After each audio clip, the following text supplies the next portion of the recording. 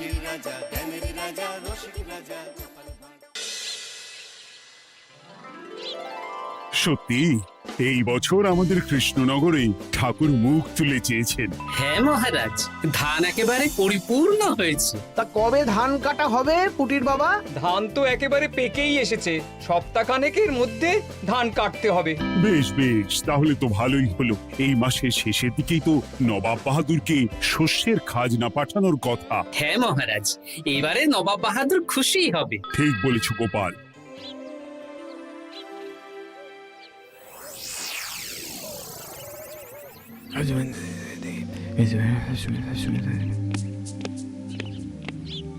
প্রণাম খাম্বাজরাজ। ওই তো কৃষ্ণনগরের মন্ত্রী চলে এসেছে।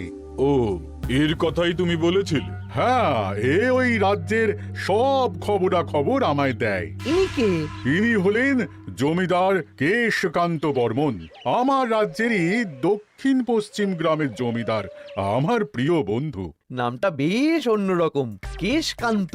আসলে ওদের বংশ পরম্পরায় সকলের উন্নত ঘন কেশ আছে, তাই ওদের পরিবারের সবারও নামে একটা করে কেশ আছে। আমি খাম্বাজ রাজের সৌমিত্র এবং সুপরামর্শদাতা। কিছুদিন আগে আমার মাথায় খুব খুশকি হচ্ছিল, মাথার চুল পাতলা হয়ে আসছিল। কিন্তু আমার পরামর্শে একটা তেল মাখতেই মহারাজের মাথার চুল এখন ঘন হয়ে উঠেছে, আর কোনো সমস্যা নেই। বাবা বাবা, ভালো ভালো ভালো। এবার তাহলে কাজের কথাটা বলে দিন। এবারে তো শুনলাম তোমাদের রাজ্যে অনেক ধান উৎপাদন হয়েছে, তাই স্বাভাবিকভাবে নবাব বাহাদুরের কাছে রাজস্ব অনেক বেশি দেবে, কি তাই তো? হ্যাঁ, এবারে রাজস্ব দানে কৃষ্ণনগরই প্রথম হবে। না, তা হবে না। নবাবের কাছে অত ধান পৌঁছবে না, এমনকি কৃষ্ণচন্দ্রের কাছেই চাষিরা বেশি ধান রাজস্ব দিতে পারবে না। সেটা কি করে হয়? পাকা ধানে মই দিতে হবে। বললাম না, ও আমার সুপরামর্শদাতা। হ্যাঁ, আমার মন্ত্রীকে বাণিজ্যের কাজে বাইরে পাঠিয়েছি কিছুদিন, তাই কেশকান্ত মাঝে মধ্যেই আমার কাছে আসে, গল্পগুজব করে আর সুপরামর্শ দেয়। কিন্তু আমি কি করব? তুমি রাতের অন্ধকারে চাষিদের ধান জমিতে পাকা ধানে মই দিয়ে দাও, এমন ভাবে কাজটা করবে যাতে কাকপক্ষীতেও টের না পায়। আর তাতে আমার লাভ? প্রত্যেক বছর নবাব রাজস্ব দানে বিজয়ীকে ৩,০০০ মোহর দেয়, আমি তোমাকে তার থেকে ১,০০০ মোহর উপহার দেব। ১,০০০ মোহর? হ্যাঁ হ্যাঁ, যাও যাও যাও, কাজটা শুরু করে দাও। আচ্ছা।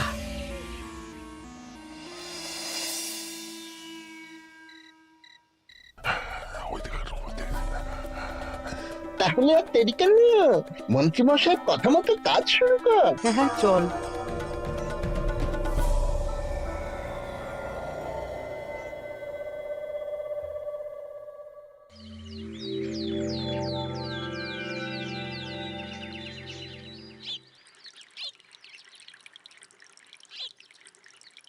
এবারে তো চাষাবাদ বেশ ভালোই হয়েছে।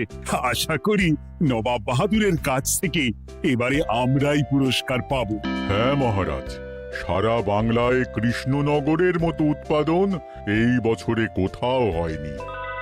সর্বনাশ হয়ে গেছে মহারাজ, সর্বনাশ হয়ে গেছে। কি সর্বনাশ হয়েছে গো পুটির বাবা? গতকাল রাতে আমাদের সব জমির পাকা ধানে মই দিয়ে দিয়েছে। সে কি? এবার আমরা কি করব মহারাজ? কাদের কাদের জমিতে হয়েছে এসব? যেই জমিতে তাকাবেন সেই জমিতেই এই কাণ্ড, ধান ঝরে সব মাটিতে পড়ে আছে। এবার আমরা কি করব?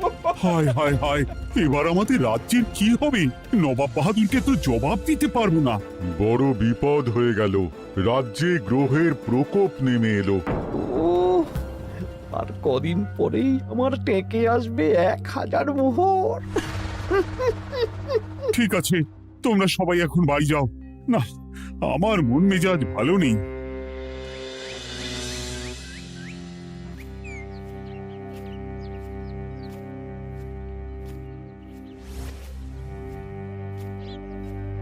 ওগো, তুমি শুনেছো কি হয়েছে? পুঁটির মা হাউ হাউ করে কাঁদছিল গো। হ্যাঁ গিন্নি, পুঁটির বাবা কয়েকজন চাষি ভাইদের নিয়ে রাজসভায় এসেছিল। শুনলাম রাতারাতি কে বা কারা চাষ জমিতে পাকা ধানে মই দিয়েছে। কত বড় সর্বনাশ হয়ে গেল বলো, কি হবে গো? কি যে হবে ভগবান জানে। বলি তুমি পারলে না পুটিদের একটু সাহায্য করো। হ্যাঁ, আমি মনে মনে ভেবেই রেখেছি বুঝলে, এবার বেতন পেলে পুঁটিদের বাড়িতে মাসোহারার জিনিসপত্র দিয়ে আসবো। নবাব বাহাদুরের কাছে মহারাজ খাজনা কিভাবে দেবেন? সেটাই তো বুঝতে পারছি না। আপনি এত চিন্তা করবেন না। রাজবাড়ির ভাড়ার থেকে আপাতত কিছু বস্তা ধান পাঠানোর ব্যবস্থা করুন। তারপর নবাব বাহাদুরের কাছে গিয়ে বলবেন, আস্তে আস্তে সব দিয়ে দেবেন মহারাজ। তাই করতে হবে, তাছাড়া তো আর অন্য কোনো উপায় দেখতে পাচ্ছি না। কিন্তু এবারে আর আমাদের মান রক্ষা হবে না। দেখি 2-1 দিনের মধ্যেই যতটা সম্ভব ভাড়া থেকে ধান পাঠানোর ব্যবস্থা করব।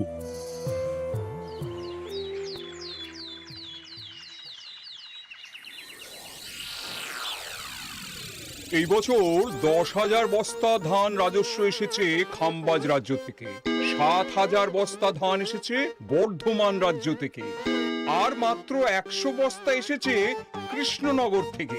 তাই এই বছরের বিজয়ী রাজ্য হচ্ছে খাম্বাজ রাজ্য। খাম্বাজ রাজ্যের রাজার হাতে 3,000 মোহর উপহার হিসেবে তুলে দিচ্ছেন। আর কৃষ্ণচন্দ্র, তোমার রাজ্যের এরকম হাল কেন? এবারে আমাদের সমস্ত রাজ্যের পাকা ধানে কেউ বা কারা মই দিয়ে দিয়েছে। সেসব তোমার মাথা ব্যথা। আমার ধান কোথায়? 100 বস্তা ধান রাজস্ব, কম করে 800 বস্তা ধান রাজস্ব দেওয়ার কথা, কিন্তু তুমি তোমার কথার খেলাপ করেছো। এই বছর আমি নিরুপায় জাহাপানা। আমিও নিরুপায়। হয় তুমি আগামী 1 সপ্তাহের মধ্যে আমাকে 5,000 মোহর দেবে, নইলে কৃষ্ণনগরের সিংহাসন থেকে সরে যাবে। এত বড় শাস্তি দেবেন না নবাব বাহাদুর। আপনি অন্তত মাস 6 সময় দিন, আবার ধান চাষ করিয়ে আপনাকে প্রাপ্য ধান দেওয়া হবে। বেশি কথা বলছো কৃষ্ণচন্দ্র। তুমি 5,000 নয়, 6,000 মোহর 1 সপ্তাহের মধ্যে দেবে। বেটা গোপাল বেশি পাকা, অত কথা বলতে কে বলেছিল? গোপাল, এটা তুমি কি করলে? হায় হায় হায়! সর্বনাশের সময় যখন ঘনিয়ে আসে তখন বিপদের ওপর বিপদ এভাবেই আসে। আমার পাওনা। আরে এখন না, তোমাকে পাঠিয়ে দেব। ওই দেখুন, খাম্বাজ রাজের সাথে কথা বলছে। এখন বেশি কথা বললে কৃষ্ণচন্দ্র আর গোপাল সন্দেহ করবে। চলুন তো দেখি ওখানে গিয়ে কি কথা বলছে। কি কথা বলছো মন্ত্রী? মন্ত্রী আমায় বিজয় অভিনন্দন জানাচ্ছিল। বিজয় অভিনন্দন তো উপহার পাওয়ার সময় জানাতে পারতেন মন্ত্রী মশাই। যাই হোক, আপনাকে তো ঠিক চিনতে পারছি না। আমার নাম কেশকান্ত, আমি খাম্বাজ রাজ্যের দক্ষিণ পশ্চিম গ্রামের জমিদার। কেশকান্ত আমার বিশেষ বন্ধু। আপনার কেশ নিয়ে বেশ ভাব দেখছি। হ্যাঁ, ওই কদিন আগে তো খাম্বাজ রাজের মাথার চুল পাতলা হয়ে আসছিল, খুশকি হচ্ছিল আর কি। তো ওনার পরামর্শে একটা তেল মেখেই তো খাম্বাজ রাজের আবার ঘন কালো চুল ফিরে এসেছে। কেশকান্ত জমিদার হতে পারে, কিন্তু ওর অর্থনৈতিক অবস্থা তাবর রাজাদের থেকে অনেক ভালো। কয়েক হাজার বিঘা জমির মালিকও, তার সাথে চুলের তেলের ব্যবসা করেও হাজার হাজার মোহর রোজগার করে। এই এখন চুল নিয়ে চুলোচুলি না করে চলো কৃষ্ণনগরে ফিরি। এমনিতেই মন মেজাজ খারাপ, 1 সপ্তাহের মধ্যে আবার 6,000 মোহর জোগাড় করতে হবে। হ্যাঁ, চলুন চলুন।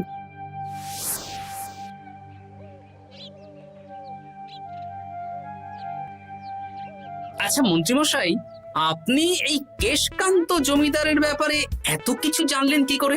ওনার সাথে তো আমাদের আজই প্রথম দেখা। হাওয়ায় কত খবরই ভেসে আসে, সেরকম আমার কানেও এসেছিল।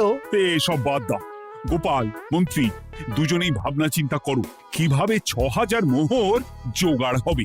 পাকা ধানে মই পড়লো, এখন আবার এত বড় বোঝা। আমার কাছেও মহারাজ বেশি অর্থ নেই, সব মিলিয়ে মিশিয়ে ওই 150 থেকে 200 মোহর মতো আছে বাড়িতে। যদি বেশি থাকতো আমি আপনাকে নিশ্চয়ই সাহায্য করতাম মহারাজ। তাও করতেন কিনা সন্দেহ। তুমি চুপ করো। মন্ত্রীমশাই ওই লোকটাকে জানলো কি করে? এই লোকটাকে তো আগে দেখারই কথা না। না, ব্যাপারটা নিয়ে ভাবতে হবে। চলুন চলুন।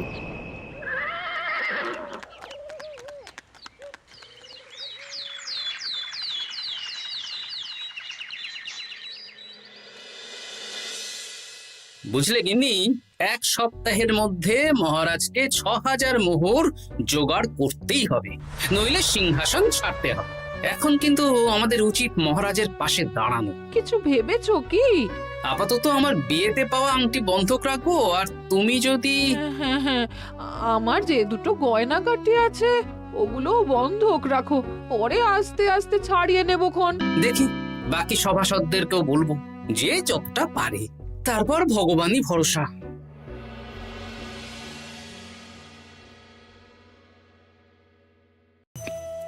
আপনি এত চিন্তা করবেন না মহারাজ। চিন্তা না করে কি আর কোনো উপায় আছে? সিন্ধুকে যা আছে তা দিয়ে 3000 মোহর হয়ে যাবে, কিন্তু তারপর আর কি করব? এবার কি নিরুপায় হয়ে জায়গা জমি বিক্রি করতে হবে? কিছু একটা করতেই হবে। আপনি গোপালকে একবার বলে দেখুন, প্রত্যেকবার যখনই বিপদে পড়েছেন তখন গোপালই আপনাকে বাঁচিয়েছে। দেখি আগামীকাল রাজসভা শুরু হওয়ার আগে গোপালের সাথে ব্যাপারটা নিয়ে আলোচনা করব।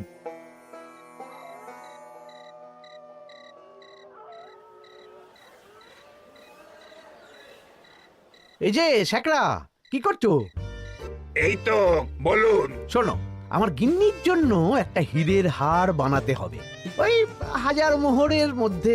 1000 মোহরে তো হীরের নাক, কান, গলা, হাত, পা সব গয়না, এই সব গয়না হয়ে যাবে মন্ত্রীমশাই। তাহলে বানাও, এই নাও 1000 মোহর। ওরে বাবা, মন্ত্রী মশাই, 1000 মোহর! এই মন্দার বাজারে এত মোহর কোথায় পেলেন? গতকালই তো বললেন আপনার কাছে 150 থেকে 200টা আছে। সে যেখান থেকেই পাই, তাতে তোমার কি? না, আমার কিছু না। শ্যাকরা, আমি কয়েকটা গয়না বন্ধক রাখবো। দেখি কি আছে। এই সব মিলিয়ে এতে আমি 15 মোহর দিতে পারবো। বেশ, তাই দাও। আমি আমি ধীরে ধীরে শোধ করে গয়নাগুলো ছাড়িয়ে নেব। হ্যাঁ, মন্ত্রীর ব্যবহারগুলো বেশ সন্দেহজনক লাগছে। দেখি, গুপ্তচরকে কাজে লাগাতে হবে, মন্ত্রীর পিছনে ছায়ার মতো লেলিয়ে দিতে হবে।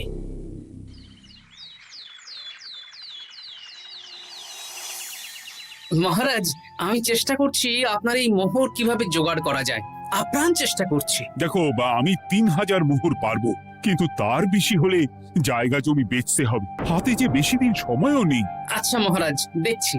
তবে মন্ত্রীমশাই চাইলেই আপনাকে 1000 মোহর দিয়ে সাহায্য করতে পারতেন, কিন্তু উনি তা না দিয়ে ওনার গিন্নির গয়না বানাচ্ছেন, হীরের গয়না। কি মন্ত্রী তো কালকেই বলল ওর কাছে 150 থেকে 200 মোহর আছে মাত্র, 1000 মোহর কোথা থেকে পেল? সে উনিই জানেন, তবে তার খবর খুব তাড়াতাড়ি আশা করি পেয়ে যাব মহারাজ।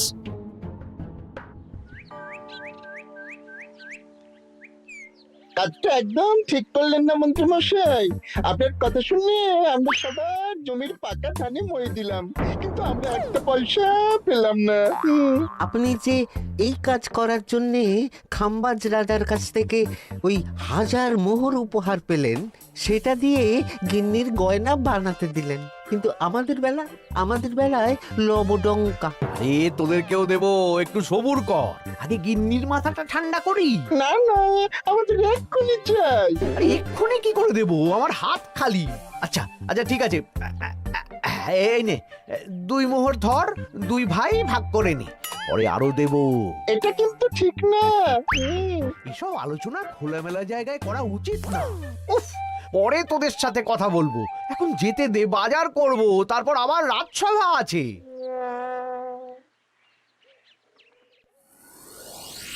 আচ্ছা, এই ব্যাপারটা মহারাজকে আর গোপাল দাদাকে জানাতে হবে।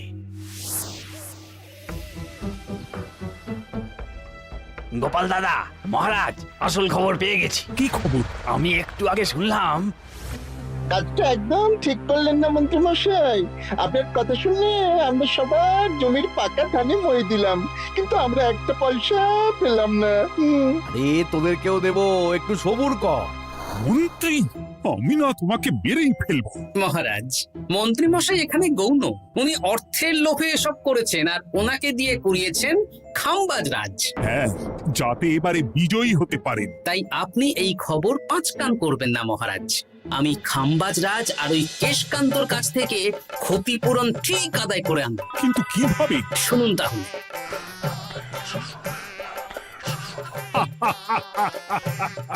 দারুণ বুদ্ধি। তাহলে এখন আসি মহারাজ, কাউকে কিচ্ছু বলার দরকার নেই। আপনি শুধু আগামীকাল সন্ধেবেলা খাম্বাজ রাজের দরবারে চলে আসুন, পারলে নবাব বাহাদুরকেও সঙ্গে করে নিয়ে আসুন। হ্যাঁ,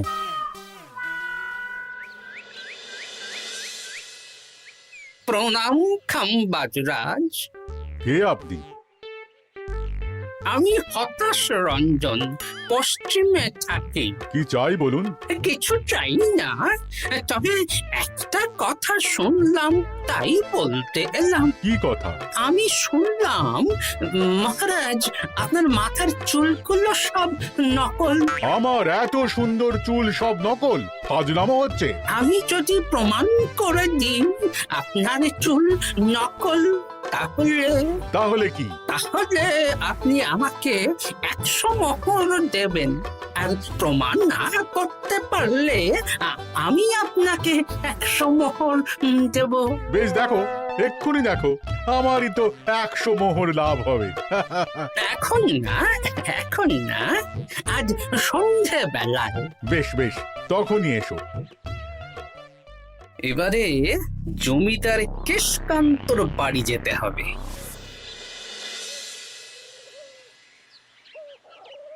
জমিদার মশাই বাড়ি আছেন? কে মশাই আপনি? আমি হতাশ রঞ্জন, পশ্চিমে থাকি। আমি বিশাল ক্ষমতাশালী লোক। কিসের ক্ষমতা? আমি রাজরাজাদের মারধর করি, চুল ধরে টানি, শাস্তি দিই। এসব কি উল্টোপাল্টা বলছেন? খাম্বাজ রাজ আপনার বন্ধু না? হ্যাঁ, প্রিয় বন্ধু। ওনাকেও আমি আপনার সামনে চুল ধরে টানবো, কিন্তু উনি কিচ্ছু করতে পারবেন না। উনি আপনাকে শুলে চড়াবেন। কিছুই করতে পারবেন না, বললাম না আমি বিশাল ক্ষমতাশালী লোক। বিশ্বাস হচ্ছে না তো? তাহলে বাজি ধরুন, 10,000 মোহরের বাজি।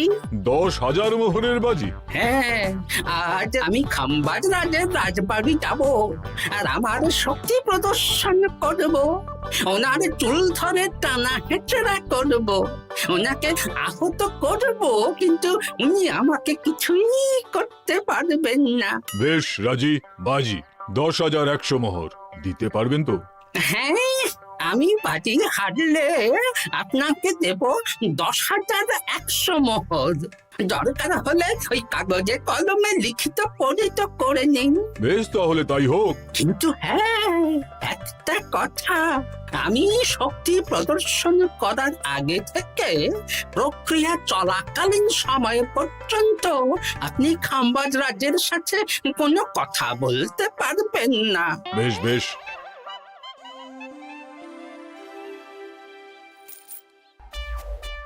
তাহলে শুরু করি। শুরু করো। এবার আমি প্রমাণ করেই ছাড়বো।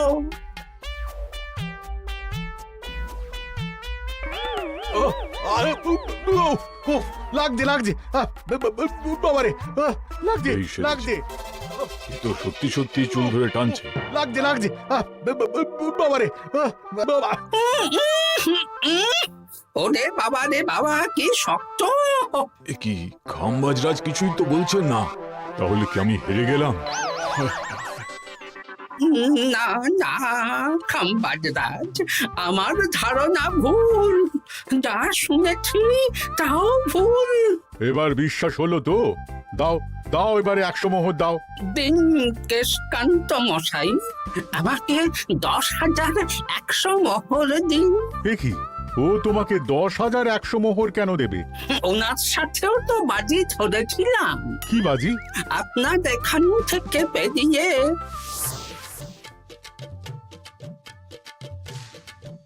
এবারে দিন তো দেখি, সব কাগজ কলমে লেখা আছে। এই নাও। হায় হায় হায় হায়। সাবাস গোপাল, সাবাস, তুমি আমার মুখ রক্ষা করেছো। গোপাল, কৃষ্ণচন্দ্র, নবাব বাহাদুর, আপনারা? হ্যাঁ, আমি গোপাল। এটা ছাড়া আর কোনো উপায় ছিল না খাম্বাজরাজ। আপনি আমাদের মন্ত্রীর মাথা খেয়ে যে জঘন্য কাজটা করিয়েছেন সেটা তো আর প্রমাণ করতে পারতাম না, তাই ছলে বলে কৌশলে আপনার প্রিয় বন্ধুর কাছ থেকে আদায় করে নিলাম। হ্যাঁ নয়, হ্যাঁ।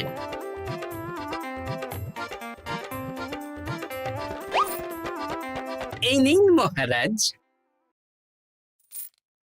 এতে কত মোহর আছে? 10,100 মোহর। এর থেকে 100 খাম্বাজরাজকে দিন, 6,000 নবাব বাহাদুরকে, আর বাকিটা আপনার কাছে রাখুন। এত ধান নষ্ট হলো। কৃষ্ণচন্দ্র আমাকে সবটা বলেছে, আর ওর মন্ত্রীকেও নিয়ে এসেছি। ধোলাই খেয়েই সব বলে দিয়েছে। এই কে আছো? কৃষ্ণনগরে মন্ত্রীকে নিয়ে এসো।